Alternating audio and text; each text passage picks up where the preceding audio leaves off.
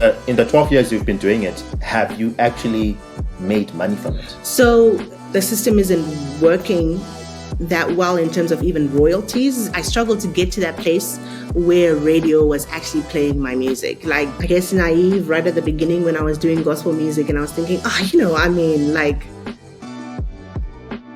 we're all Christians. I guess people feel like there's not enough room for everybody. If you look at the popular concerts in Zim, you'll find that it's always the same people paying for airplay, for example. That is a form of selling your soul. I think the temptation is to believe that since we are a Christian country, we are all Christians.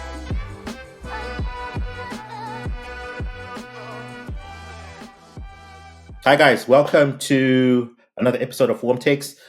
Today I have with me the lovely TaffyRue. She is a musician. She is a gospel musician. She is a podcaster. She is a YouTuber. She is a wife to one of my friends. She is a mom. She wears so many hats. It's incredible. So I think maybe before we say anything else, maybe you can introduce yourself and tell us more about TaffyRue outside of the gospel cloak. Who is TaffyRue? All right. So, hi everyone. I'm TaffyRue. When I was listening to you list those things, I was like, do I do all those things? It's only by the grace of God that I've been able to wear so many hats. But like you mentioned, I am a musician. But before I'm everything else, I'm a child of God. I love Jesus, and everything I do just revolves around that. So whether it's my music, whether it's being a mom, being a wife, and then everything else that I do, podcaster, which is a new title that I think I'm now getting. I started podcasting quite recently, actually. And then outside of music, I do a number of things. I think when you're in Zimbabwe, you just have to you have to do a Jack of all trades. to make ends meet. Outside of music professionally, I teach English online. I help my husband with his business, mostly on photography. So I actually used to do the filming, like wedding videography, for quite a bit. I'm slowing down now, maybe because of age or something. I don't know. But I do take a lot of photos as well here and there when I get the opportunity, or when people ask for a female photographer. I do that as well. Yep. And basically, I guess. Awesome. Yeah. Very, very cool. Very cool. So I'm a lover of music. I've participated in music in various different ways. We were laughing earlier. Your husband remembers how I used to be part of some music group in high school, which memories we will not revisit. That was I think a different time. On my podcast and ask you about that time. Sure. You can berate me all you like on your podcast, but I have been one who's always enjoyed gospel music, really out of necessity, not having a lot of musical options out there. So I guess for the sake of our listeners, perhaps tell us a bit about your music style and what exactly brought you to that style of music that you currently do. Okay, so I think my music style is almost like urban gospel music. It's like a mixed bag. I do a lot of popish music, a bit of R&B, and then recently I've been trying out like Afro pop. I started by collaborating with some hip hop artists way back when I started in 2013. But I guess how I got to do the kind of music that I do, I used to love Destiny's Child. Like when I was growing up, I loved the Oh. sound. I loved the way they sang. I loved the style of the music. But obviously, I didn't quite resonate with the message. So in terms of gospel, then I used to play a lot of Fungisai, Shingisai Saluma, Sebastian Magaja, Celebration Choir, and who else? Then for a moment, when Kudzai Sevenzo was doing like urban gospel, like I fell in love with that. But unfortunately, I think after some time, she kind of stopped, and but then that kind of shaped the kind of sound that I wanted to do, and so I kind of decided to merge the Destiny's Child kind of sound and the message that I was getting from the gospel singers that I was listening to as well. Okay, so you're like gospel's Beyonce. Is that a fair? For a long time, I actually wanted. I kind of like, yeah, that's the description I wanted to have. Like in terms of, I think there are other people who are doing a much better job than I am. But and then also I kind of grew out of it. But yeah, sort of, yeah. Yeah. Okay. So I am like my musical experience is more on the like instrumentalist kind of side of things.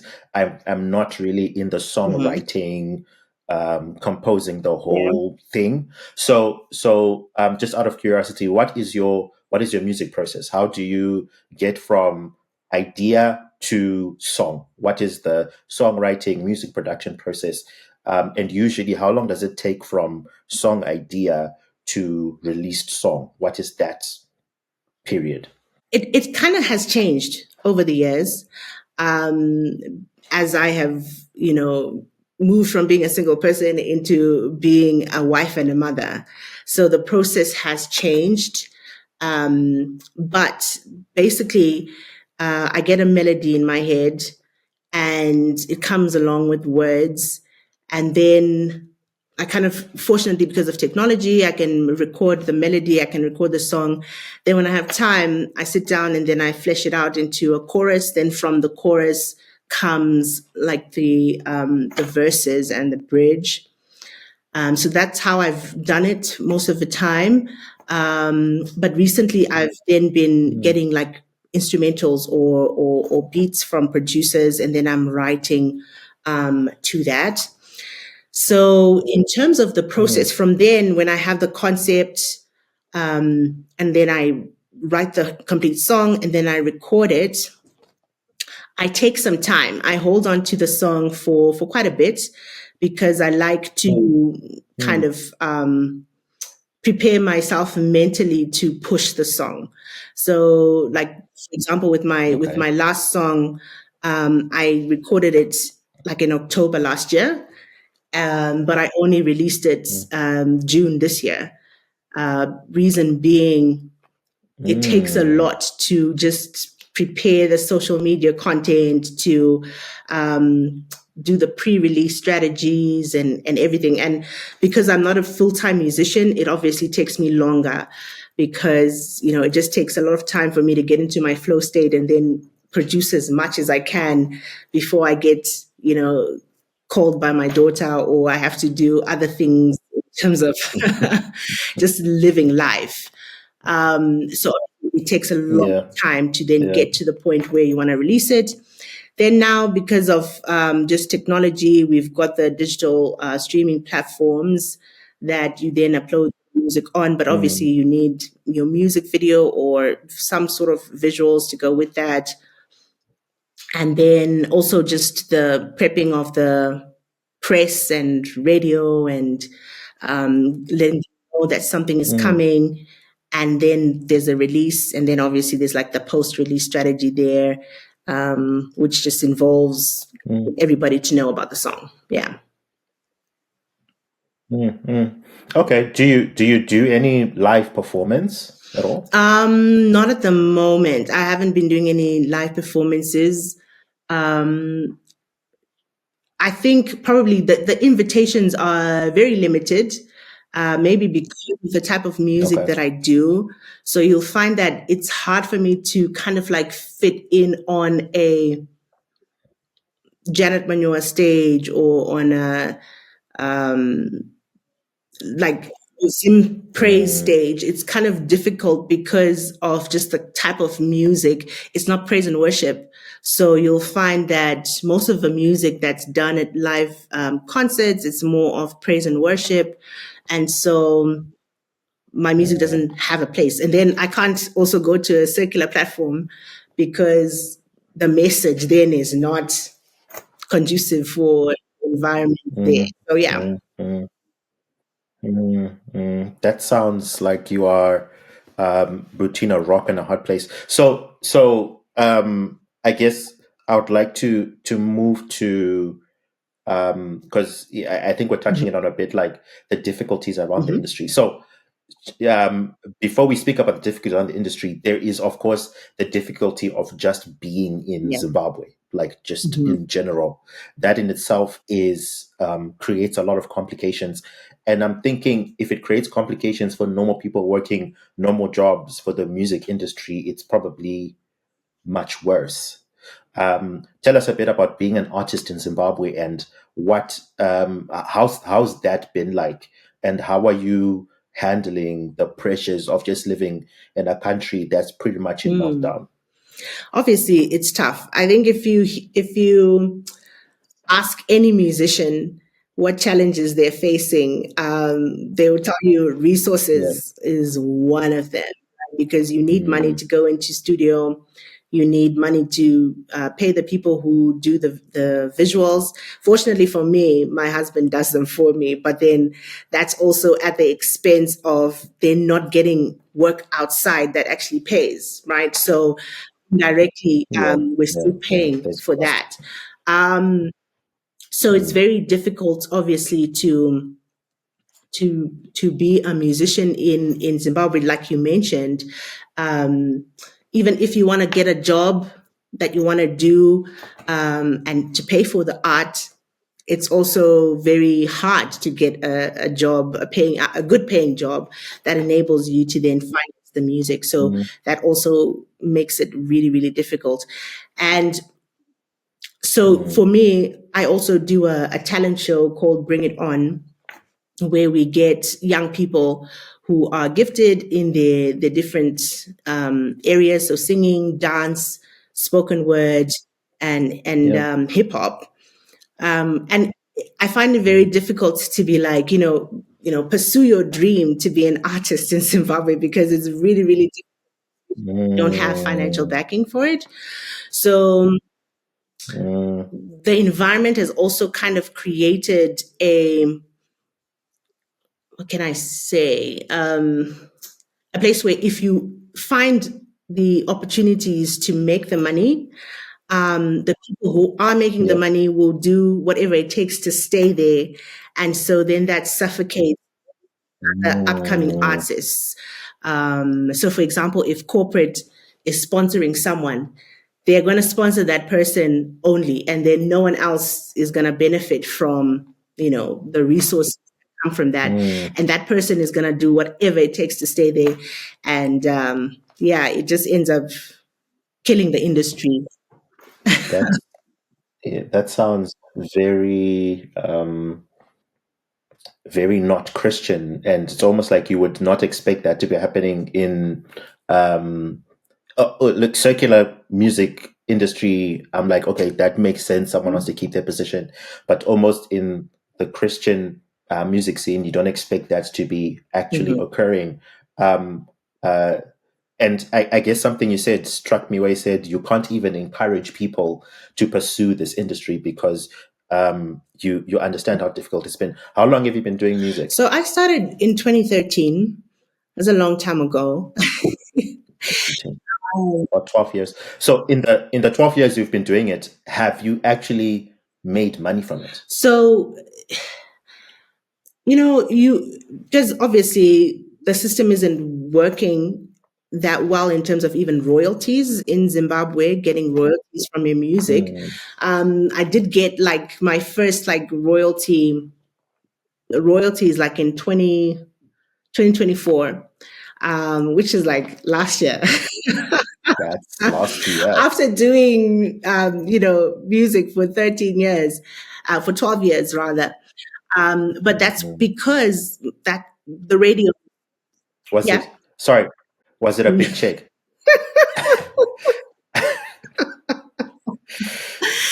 Uh, Ah, I'm not gonna ask how much it was. um, I'm not gonna touch that. it wasn't a big take. I think it was like what? It was like Mm. $23. But for me, that was huge because I was Oh. like, wow, okay, I actually, because it meant for me, it was like radio is actually playing my song. Um, and that was something that I Mm, struggled to get. I struggled to get to that place where radio was actually playing my music. Like it's a struggle to just get that airplay because of the way radio is now structured. mm, But so to get that, even if it was $23, it just meant that, and it was like 17 cents per play. Um, so it's not much. per play. Um, but yeah, it was something. Mm, mm. So, so it sounds like you are running not on financial gain. Hmm. So, really, what is your fuel? Why do you do this? That's a really good question. For me, my fuel is basically, so like I mentioned, I do this talent show, right, where there's so many young talented people, and I wanted to kind of give them hands-on experience because I Mm, did it before when I didn't have any experience in the industry, and so I didn't know how to mm, advise them, like which route to take if they were to do music, or even how to take their music to radio, whatever. Um, so for mm, me, I'm really doing the music so that I get the hands-on experience, so that I am able to train up the next generation to do music that is God glorifying. Um, my mm, faith really is the reason behind why I'm doing what I'm doing. I really believe that we need to populate the entertainment industry, populate the music industry with God glorifying content. And so yeah. initially when I did start, I wanted to be part of, that number of people who would produce God glorifying content. But I realized that if you are just one person taking your music, your different music to radio, they're not going to play it. Mm, But if it's like an mm, army of people who are submitting music, one person is going to be fortunate enough to end up playing on the radio and stuff. So I put wanted it on. to build Mm, that army of people who share the same faith that I do, that I have, and then populate the entertainment industry with God glorifying content, basically. Yeah. mm. Mm. So I do think that is important. I think on my journey of on trying to get out of Hmm. circular music, the difficult thing was always finding good artists that are Yes. Christian. Um, yeah, because as much as you're like, I shouldn't be listening to very nicely made garbage content Hmm. music. You didn't want very badly made good Yes. content music, So finding that balance was Hmm. very difficult. You did say that they are some gatekeepers in entering the financial beneficial side of the Hmm. gospel industry. And you spoke a bit about the corporate side of it. Tell us a bit more about that. In terms of the corporate side of it or the gatekeeping side of it. In terms of the gatekeeping side of it, how does that work? Well, so for me, I was kind of, I guess, naive right at the beginning when I was doing gospel music, and I was thinking, I mean, like, We're We're all all Christians, yeah. Christians. And last year when I released a song that I did with Pastor G, I kind of Mm, got woken up into this industry where I found out that I guess people feel like there's not enough room for everybody. So you'll mm, find that,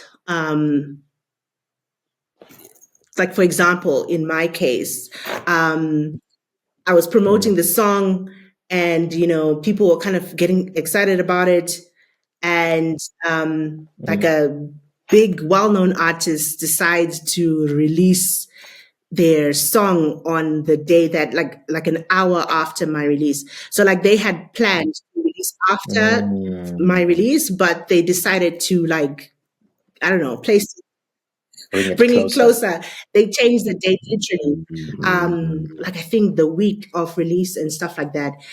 And for me, I kind of struggled with it a bit, and I'm like, they knew that I'm a Christian artist who wants to also come into the space, the gospel space, and yeah, mm, it kind of threw me off a little bit, because it felt like we were fighting for the same piece of pie or whatever. Yeah, ears. so that was one thing. And then Mm, through doing the podcast, I've had the chance to speak to like other gospel people in the gospel industry, and they were just sharing with me their stories in terms of the experiences that they've had with people um, paying to have their music in the mm, gospel industry. And I'm like, how do you do that? How can you, like, how do you sleep at night when you pay to get your music played on radio? So it's been mm, interesting in terms of the gatekeeping aspect of it, in terms of trying to prevent other artists, even in terms of, if you look at the popular concerts in Zim, you'll find that mm, it's always the same people. There is never like room mm. for new artists to come up and have a stage. So yeah, those are some of the issues that I've faced along the journey. Um, yeah. Um, yeah. Do you think I ask this because there is a lot of it in other circles as well. Do you think there is a sense of having to sell out, for lack of a better term, sell your soul to the music industry in order to participate in it? I guess so, indirectly. I think maybe when people think about selling their soul, they think about, I don't know, Illuminati or whatever. But in the case Yeah, where yeah. you are, paying for airplay, for example, that is a form of selling your soul, because um, you're not Mm, really following the way you're supposed to do it. It's not mm, biblically correct to be doing that thing that you're doing in order for you to get airplay, in order for you to remain at the top. mm, So yeah, I think there is an aspect of selling your soul, and I think a lot of that is because of what I was explaining earlier, in terms of just how hard it is to get the resources to continue mm, doing the music. So uh, you know, to some extent, I'm like, mm. okay, fine. Maybe that's the only way they can sustain what they're doing. So that's why they're doing it. It doesn't make it right, but yeah, Do you think it's worth it? no, it's not worth it, because at the end of the day, um, we're going to be held accountable by God. And Mm, you would have been put in a place of leadership, for lack of a better word, because there are a lot of other artists that are looking up to these people for guidance and all of mm. that, and how they behave will directly affect how the people who are looking up to them will do. Yeah. Yeah. Do you think that there are some people who are in the industry, not really for the passion of the music, but for the profitability of the industry. Yeah, I think I think there is like lots of money to be made if it's done correctly.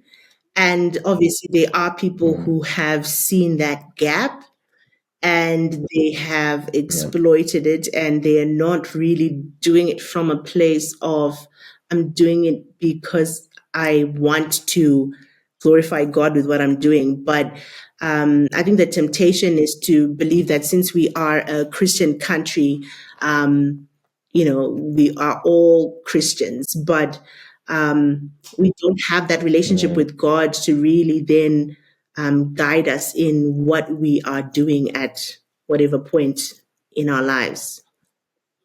Are, are you prepared to name drop people? No, I don't have any. No, I am joking. I am joking. You don't have to name drop anyone. So what do you think needs to be done in the industry that would potentially make it more fair, more inclusive, allow for more people to participate in the sharing of the money that there is to be made? Because as much as Christian music should, as much as anything we do, we should do it out of passion. It's always great to do it when it's also done in a Yeah, sustainable way. Yeah, what do you think can be done to make it more inclusive? that's a very good question. It's also a very difficult question to answer, because I think I don't know how to put it exactly in terms of, because your question is what can be done, right, to make the industry more inclusive.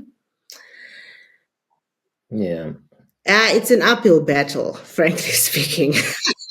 Mm, I don't mm, think obviously I maybe it's maybe a dream, I guess.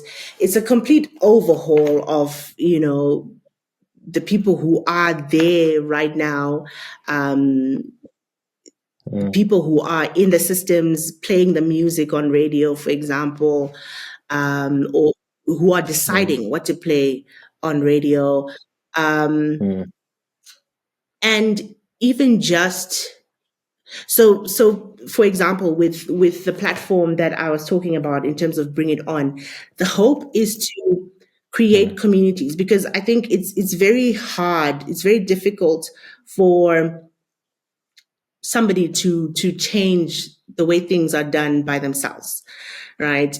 mm, And if you all don't have the same vision, the same dream to make the industry inclusive, then you won't make much progress.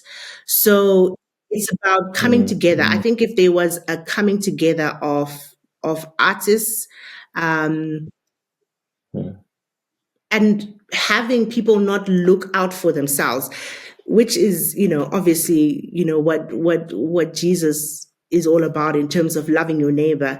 I think I've said it also a number of times Mm, when I've spoken to young artists, and I'm like, it's we need to do it mm. from a place of love, um, loving your neighbor. If people were to love, I think they would be a complete change in the industry. Because, for example,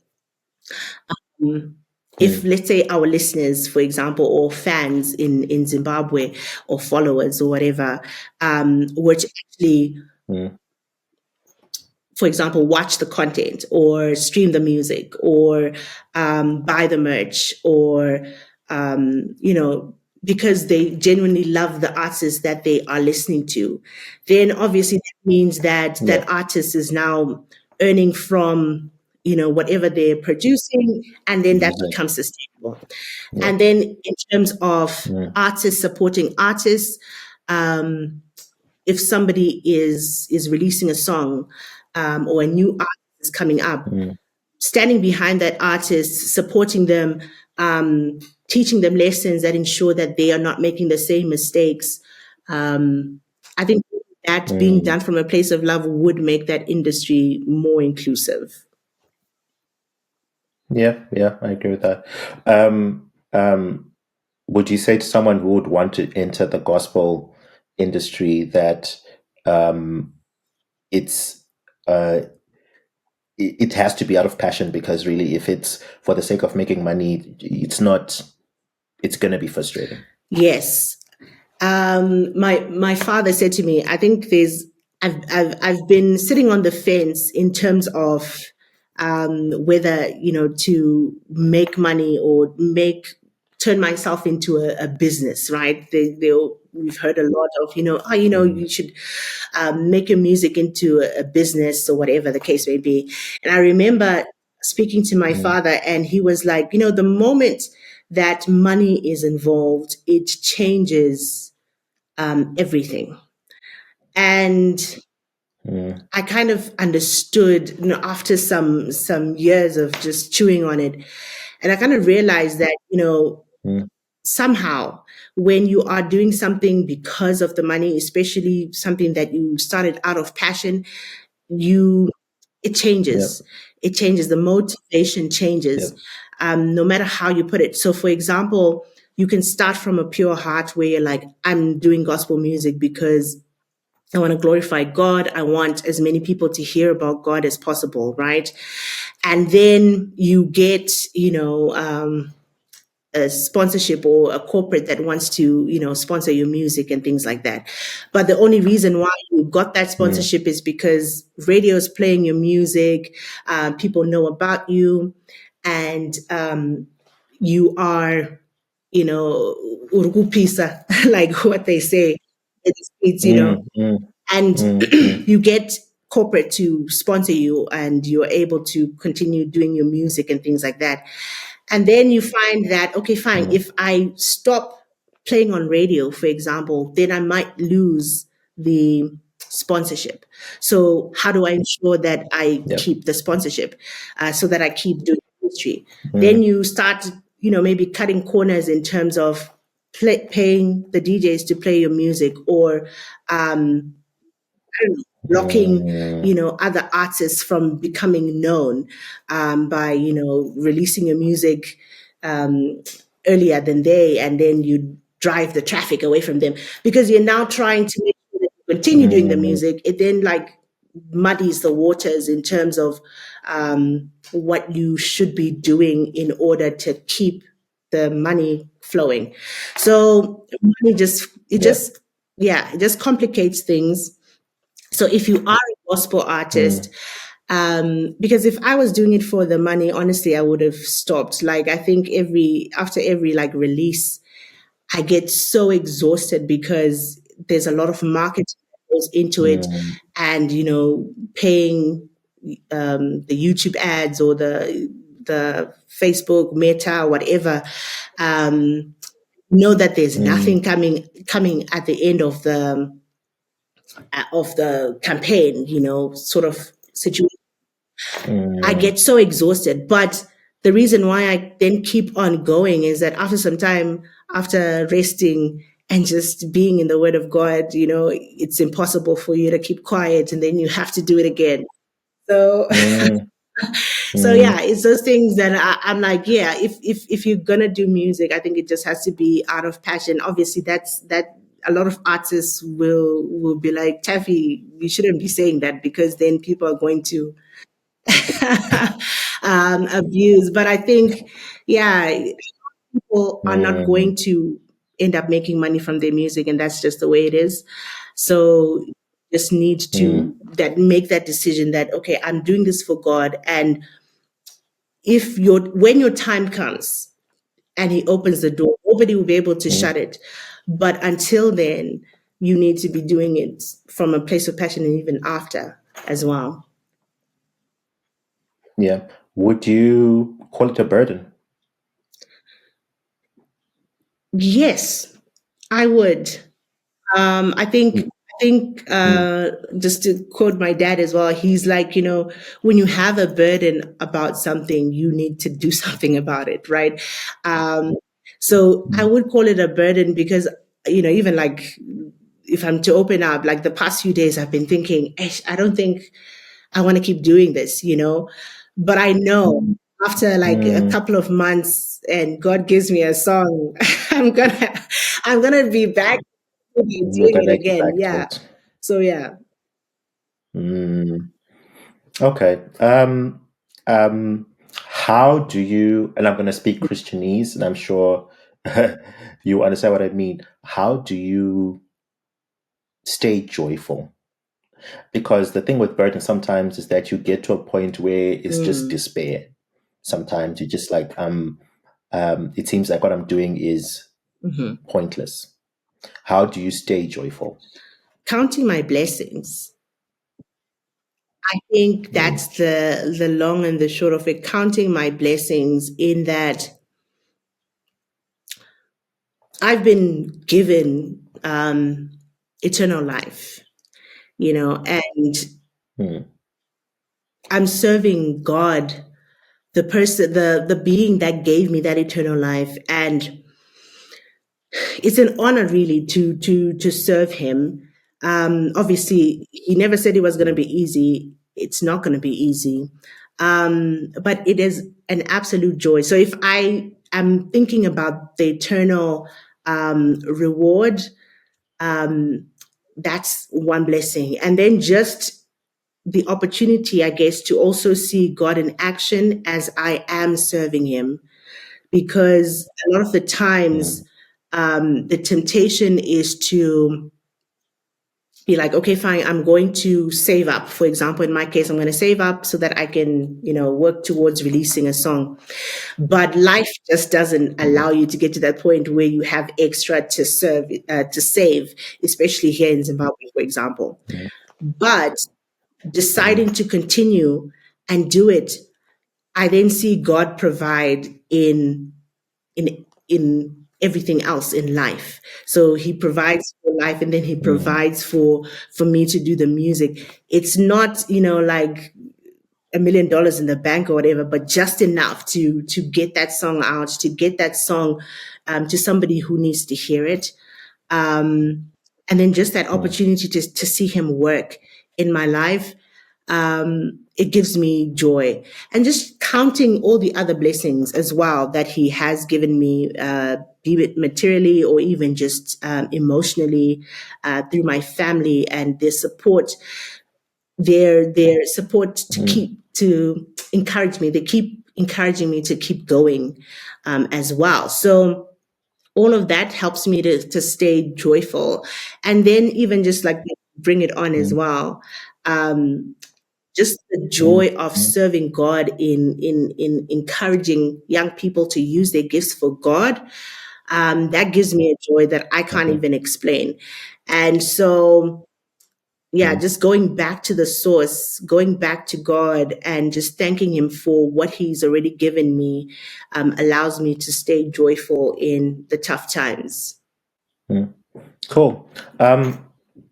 Do you think it is possible to make money in this industry without compromising? I think it's possible.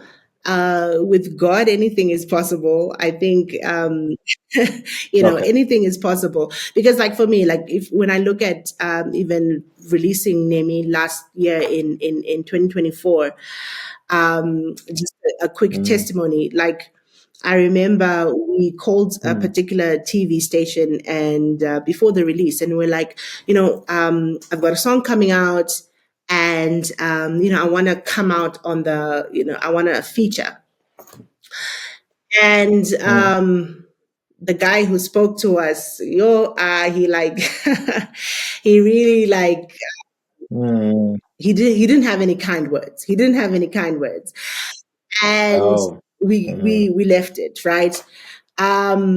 But a series of events happened where relationships that I had formed, I guess, in school, somebody posted it in some group.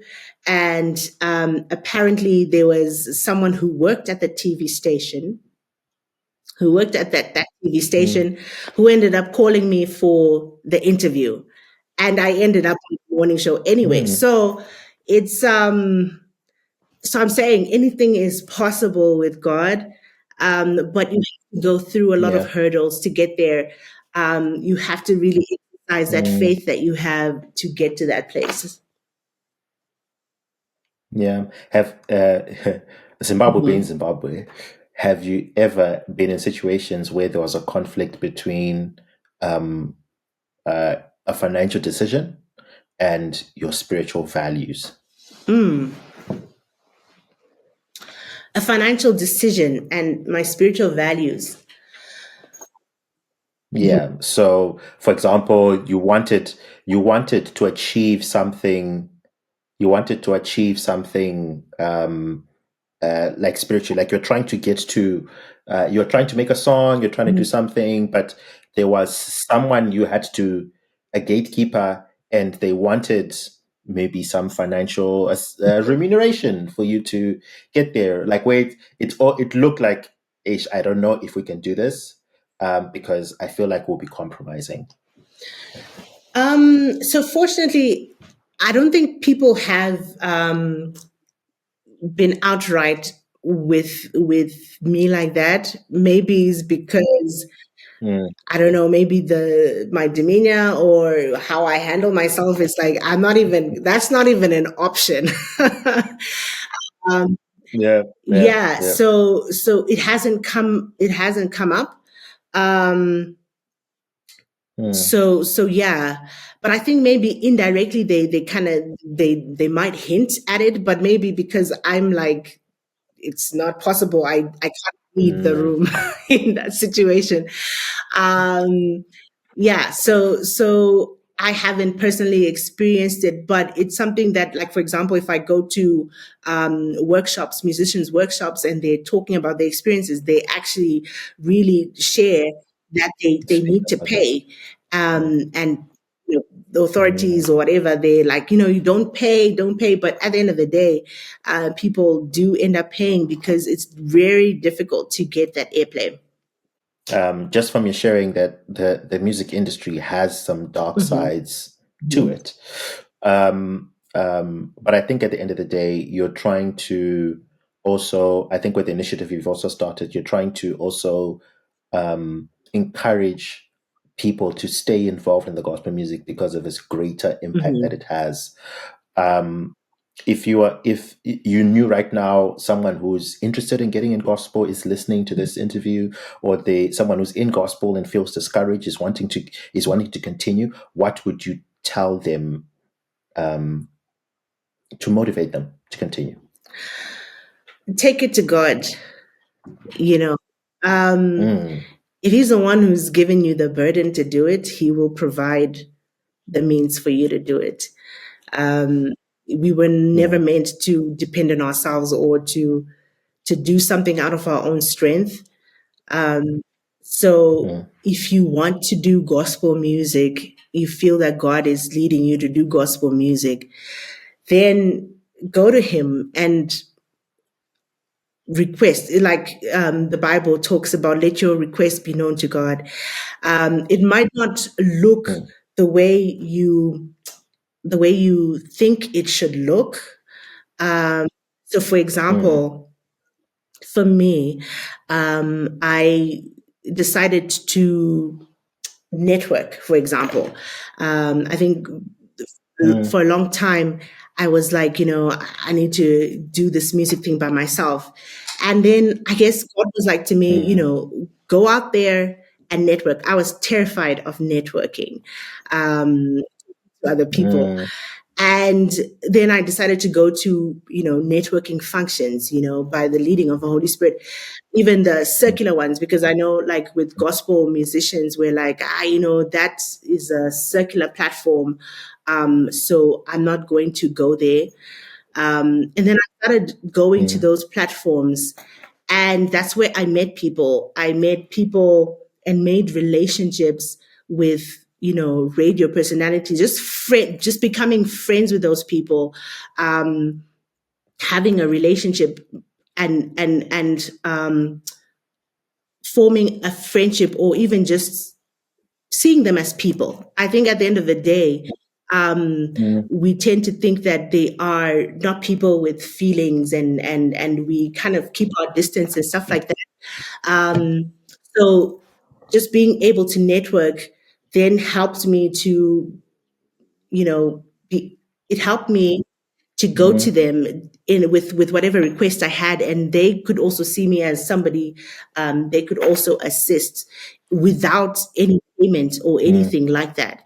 Um, mm, so it's not going to look like, money in the bank for you to go and record, but it could look like a family member giving you money for studio time, for example, or even saying come to mm, my studio. So like, for example, another song that I did, it was a relative who was in the industry who helped me out with that. So it might not be monetary mm, in mm, monetary form, for example, but it could just be from relationships that God can provide for whatever you need for you to do what He's called you to do. Yeah. mm. Would you ever make music that is not overtly gospel? I think there's a time that I wanted to do that. Um, Mm, when I started, I actually wanted to do like Christian love songs. I think I was mm, before I lost my voice, I was actually working on an album with Christian love songs. Um, yeah, mm, I actually released one or two of them way back. Would I do it mm, now? Mm, yes, maybe. Um, yes, I probably would if the spirit is leading me. But mm. right now, Okay. with the world the way it is, I think we definitely just need Jesus and nothing else. So that's what I'm about. Mm, Yeah. okay. Okay. Um, uh, um, your type of music being, or your style of music being one particular Mhm. way, well, not one particular way, but in one, like you're trying to tackle one specific Mhm. genre of music. What message are you hoping to get across to your listeners with your type of music, or with the message in your music, should I say? Hope. I think that's the underlying theme for most of my songs. If you listen to them, they are just Mm, about hope, encouraging people um, with hope, that eternal hope, that we might go through stuff here on this planet, but at the end of the day, when all is said and done, when we believe in Jesus, we've got the hope of eternal life. So yeah. mm, mm. How do you engage culture? Um, I do know that there's a very fine line between cultural engagement and Mhm. compromise. Um, but how do you what are efforts you put in to actually try and engage culture, get those who are outside of the gospel in general, to get into not just listening to gospel, but in the gospel as well itself? That's a very interesting question. How do I engage culture?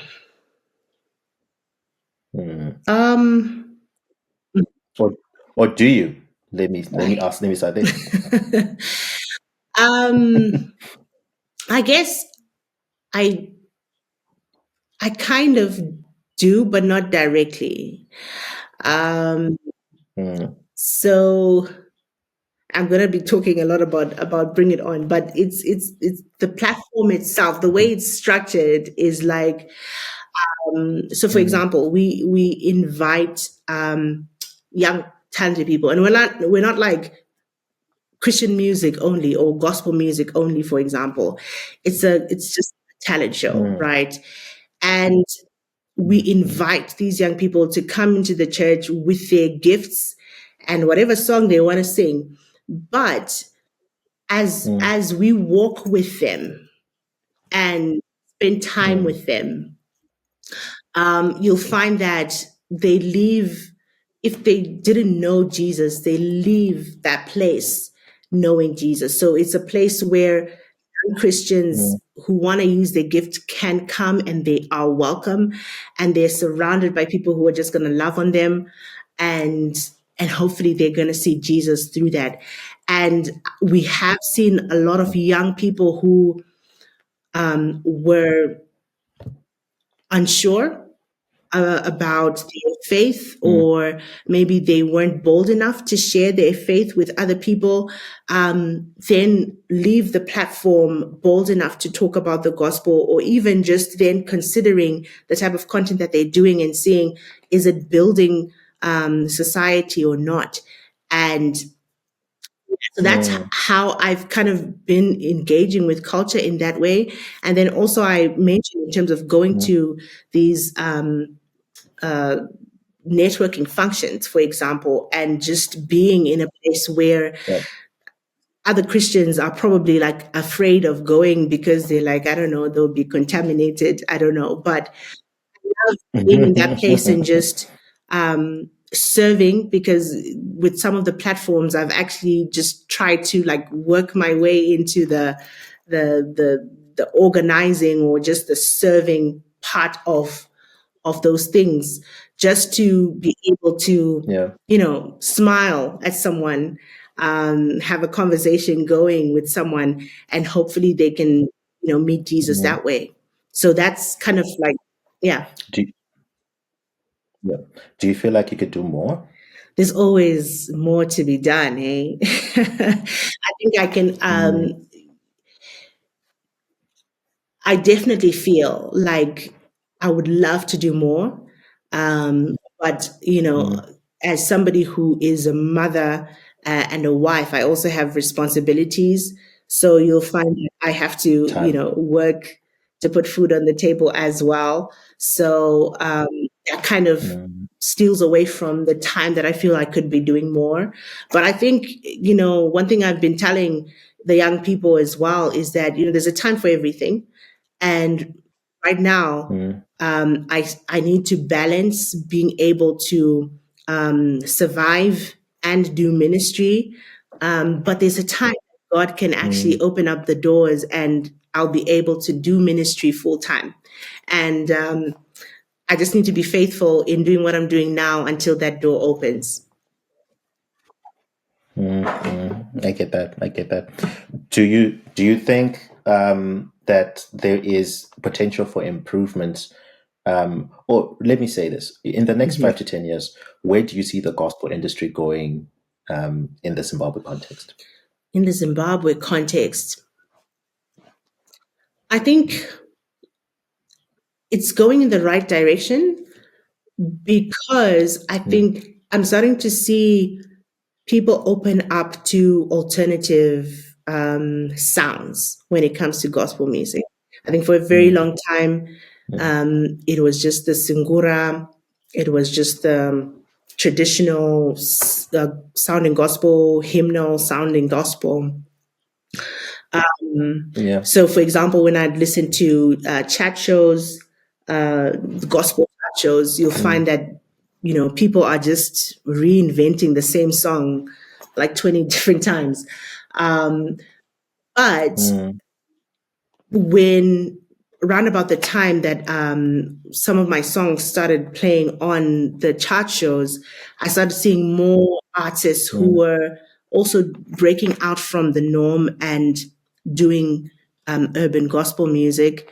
And I feel like, there mm, is an appetite for it that's growing. It's not as fast as we'd want it, mm, but I think we're heading in that direction, which is great. And mm, if there's a market for it, the supply will also rise up to meet that demand. mm, mm. Why did you start podcasting? I think I've had this question asked a number of times. So it all stems back to bring it on, in that Mm, when we would run the talent show, we get opportunities for them to go on TV, which is great, but yeah. that's only like once or twice if they're fortunate. There aren't enough platforms for people to be telling their stories, and um, Mm, mm, when you do go on TV, it's like 10 minutes, 15 minutes. It's not really long form content. You don't really get to know the person as they are yeah. talking, going on and on without any cuts or, need to stop. So platform, Mm, the podcast is just a place where um, we get to know the artists that we get to meet through Bring It On, even just yeah. in general, people that I've come across, people who I think have interesting stories and would love to hear more from them. That's why I Yeah. created that podcast. And it's a place where, if I want to, I can have the same guests two or three times or four or five, depending on what we're talking about. Mm. So yeah, it's an open platform for young people to just come and talk to me. Okay. So is it just music centric, or you speak about other things there as No, it's well? not just music centric. So recently I started talking to small business entrepreneurs. Uh, yeah, Mm, which is quite exciting because it adds a different dynamic to what we're doing. And there's a time when I mm, also invited, like my dad, who is a strategist consultant, to just share his knowledge. For example, when we're growing up, he would always try and help us with our life strategies and stuff like that. So I felt like I had a head start in terms of planning and you know strategy. So I wanted to share that. So I yeah. invited him on, and even just other different people who are coming on and just sharing their experiences. And I've learned as well that no matter how small you are, you always have Mm, everyone has a lesson to share, a lesson that they've learned that they can share to the yeah. next person, and really Mm, powerful stories. Yeah. mm. Very cool. Um, so this is totally left Okay. field, but I always find it interesting answering this Hmm. question. If you ruled the world and you could do whatever you wanted in Hmm. the world, um, what's one thing or one law, or maybe one thing you want changed? What is one thing that you would say, I would implement this law or whatever, because I feel like it would make the world a better place? Mm. That's a very interesting question. First, first thing on your mind. I'm not looking for like some, just the first thing. It can be very silly. Um, Probably that everybody needs to do a job in the field that they're passionate in. That's Yeah. interesting. That's interesting. So you're saying, um, uh, everyone who's working, you can only work in the field that you're Yes. passionate in. Not You can't do anything Exactly. else. Yeah. Why do you think that would make the world a better place?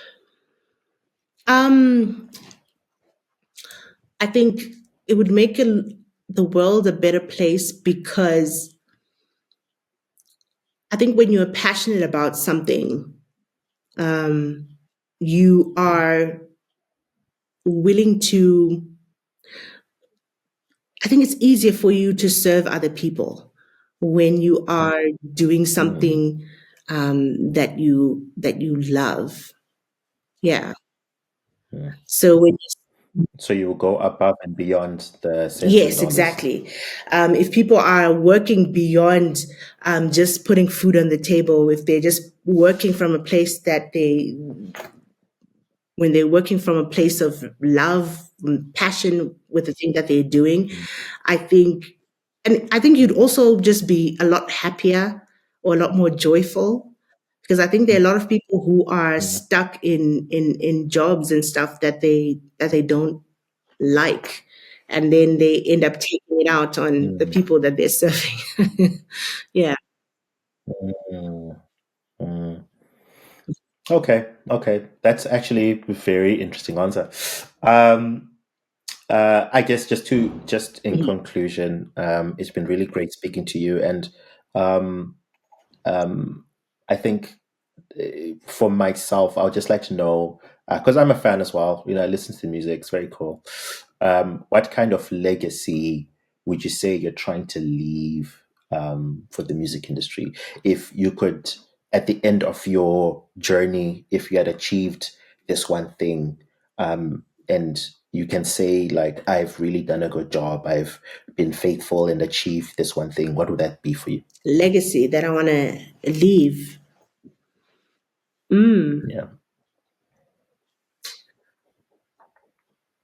that's a deep question.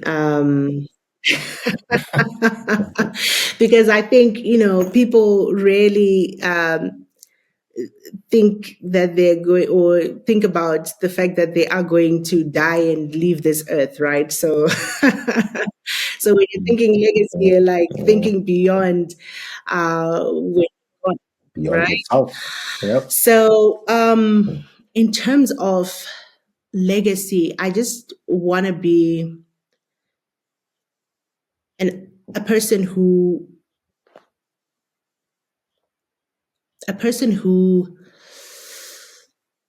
really lived out their faith in everything that Mm, they did.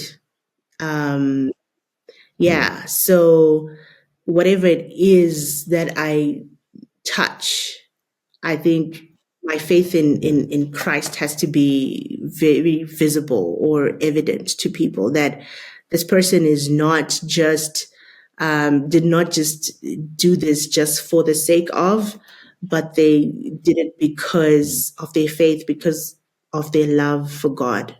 Yeah. mm, mm. You didn't mention anything about music in there. If God were to take away your voice box Mhm. right now, would you be Yes, okay? it's happened to me.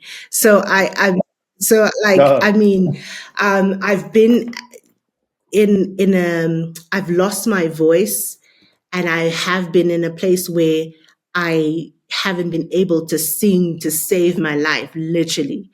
And I went through the Mm, most because I guess my voice was like a crutch, in that, whatever I was going through, mm, I could always rely on the fact that I could sing, and I would sing out of my problems or whatever the case may be. But when I lost my voice, I couldn't do that. And I had to go back to God, and I mm, was like, so what's my purpose then, if I'm not going to be singing? And or for mm, me, what I took out from that time in my life was that you can glorify me with anything if you let me work through you.